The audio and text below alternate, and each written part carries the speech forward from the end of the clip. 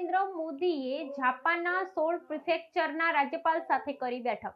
ભારતના પ્રધાનમંત્રી નરેન્દ્ર મોદીએ જાપાનના 16 પ્રિફેક્ચરના રાજ્યપાલો સાથે ટોક્યો ખાતે એક મહત્વપૂર્ણ બેઠક યોજી હતી। આ બેઠક દરમિયાન તેમણે ભારત જાપાન સંબંધોમાં રાજ્ય અને પ્રિફેક્ચર વચ્ચેના સહયોગને એક મહત્વપૂર્ણ આધાર સ્તંભ ગણાવ્યો હતો। પ્રધાનમંત્રીએ જણાવ્યું કે બંને દેશોના સંબંધો માત્ર દિલ્હી અને ટોક્યો જેવા મુખ્ય શહેરો પૂરતા સીમિત ન રહેતા પ્રાદેશિક સ્તરે પણ મજબૂત બનવા જોઈએ।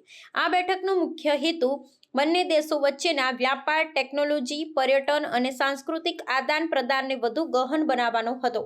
આ સંવાદ દરમિયાન પ્રધાનમંત્રી મોદીએ સ્ટ્રેટ પ્રિફેક્ચર પાર્ટનરશિપ ઇનિશિયેટિવ પર વિશેષ ભાર મૂક્યો હતો, જેની શરૂઆત 15મી ભારત-જાપાન વાર્ષિક શિખર સંમેલનમાં કરવામાં આવી હતી।